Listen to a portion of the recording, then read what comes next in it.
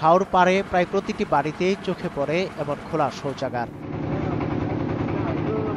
জেলার বানিয়াচং, আজমেরীগঞ্জ, লাখাই ও নবীগঞ্জ উপজেলায় গ্রামের পর গ্রাম জুড়ে একই দৃশ্য।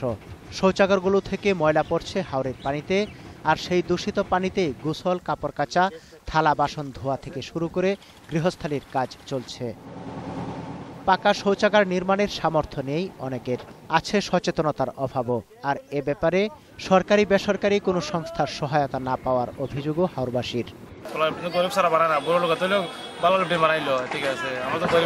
সরকারি লোক কোন সময় খোলা লেট্রিনের কথা হয় নাই, বুঝতাম তো আমরা এভাবে খোলা লেট্রিন ব্যবহার করলাম না, এইভাবে খাবারও খাইলাম না। লেট্রিন বাবদ কোনো সরকারি কোনো বরাদ্দ পাইনি।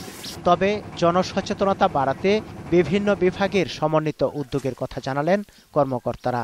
স্যানিটেশন এবং ওয়াটার সাপ্লাইয়ের উপরে স্পেশালি এখনো হাওর বোর্ড থেকে আমরা কিচ্ছু পাচ্ছি না।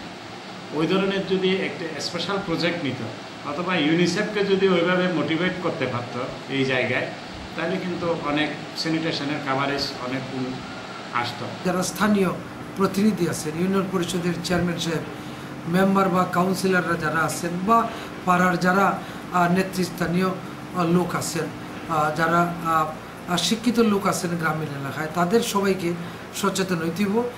জনস্বাস্থ্যের গুরুত্ব বিবেচনায় দ্রুত পদক্ষেপ নেওয়ার তাগিদ দিয়েছে সচেতন মহল। Desk report, 21 television.